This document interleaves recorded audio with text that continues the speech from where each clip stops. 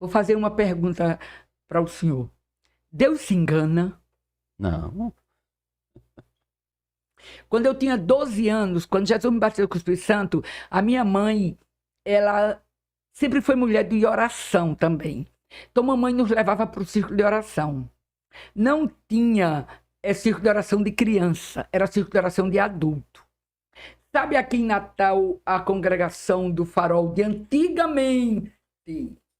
Ali onde houve o derrumbe, que fizeram aquela coisa assim bem bonita, Sim. ali a gente subia para ir, subia o morro para ir para a congregação de Farol, era a única que tinha. O culto, o círculo de oração era na sexta-feira de tarde.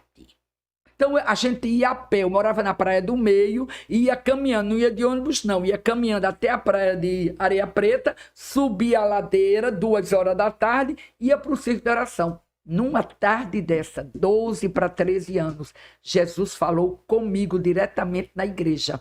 Usou uma profeta e disse, mamãe estava comigo, e disse que tinha me separado desde o ventre da minha mãe para uma obra longe daqui. E à medida que Deus ia usando aquela profeta, ela disse que via no meu peito a faixa missões e na minha cabeça girava o globo terrestre. Isso era o ano de 1970. Eita, agora entregou a idade. Ai, olha, né? Muito bem. Então, eu fui marcada. Sim. Aí isso ficou ali, né?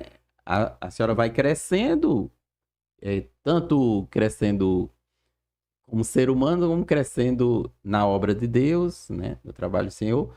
O seu esposo, ele também ele conversava sobre isso, Não. como era?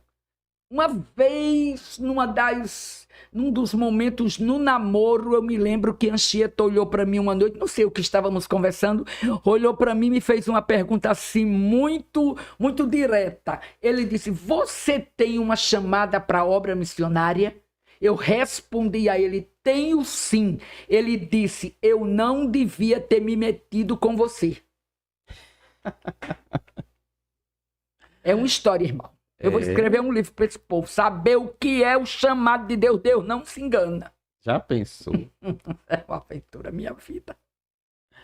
Então, sim, pode falar. Não, eu vou só fechar como saiu, né? Sim. O contexto assim, por que a missão? Aí nos casamos, fomos para Mossoró. Ele foi trabalhar como chefe em Macau. De Macau foi para Mossoró. E fomos para Mossoró e... já tinha as crianças crescidas, assim, já alfabetizadas, e às noites eu chorava, saía do quarto nosso, ia para um outro quarto, para a sala de estudos, e pedia a Deus que tirasse de mim missões, porque agora eu não podia mais ir. Como era que eu ia? Eu tinha um marido, eu não sabia que ele tinha uma chamada. Eu tinha um marido que não tinha chamada, eu dizia, eu tenho os filhos, eu optei por essa vida. Então eu não tenho como ir, mas tire esse peso do meu coração, tire esse ardor, que eram noites que eu passava sem dormir, ouvindo o clamor das nações. Aí um dia de carnaval, bendito carnaval, numa festa de jovens na igreja de Mossoró, pastor João Gomes era o pastor, veio de Recife, um casal de pastores presbiterianos. Porque presbiteriano, quando ele é renovado, ele é mais renovado do que nós. Um casal de presbiterianos. É igual o judeu quando se converte, né? É mais crente do que... exatamente. Aí, nessa noite, Deus publicou. O pastor chamou as pessoas que estavam em dificuldade financeira, que ele queria fazer uma oração pelas finanças. Mas quem não tem, quem não precisa, todo mundo foi para frente. Anchieta no púlpito e eu no banco da frente, e ele perguntou a mim, vamos. Ele era do banco, todo mundo acreditava que não se passava problema financeiro, né? Uhum. Mas esse era o pretexto de Deus. Então nós fomos, nos ajoelhamos, o pastor orou pelas famílias, pela bênção financeira e tudo, Depois colocou a mão na nossa cabeça, na minha e na dele, e disse: eu juntei vocês para uma obra longe daqui. Preparem as malas que o tempo chegou.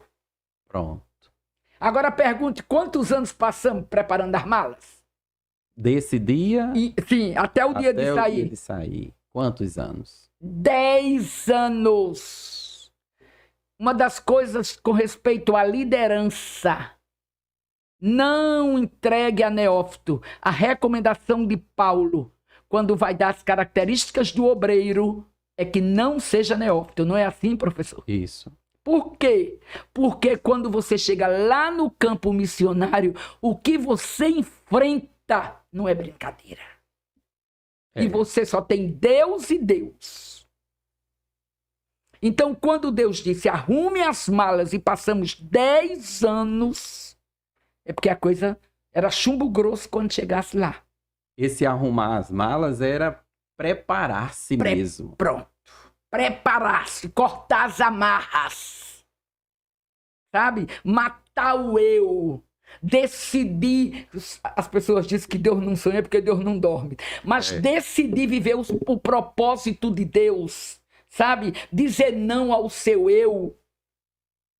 Então, todas essas coisas. Aí, fomos embora.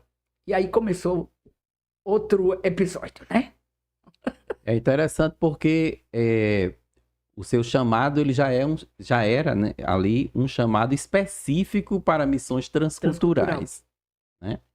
Porque tem pessoas que têm o chamado para missão regional, né, de fazer, ou mesmo a evangelização local, mas o seu já foi ali, né, direta, específico, direto. Específico. É tanto que quando nós saímos da igreja, naquela noite que Deus chamou, publicamente, o pastor João Gomes no púlpito, todo mundo na igreja. A igreja tinha 800 jovens, lotada no Templo Central de Mossoró, só de jovens.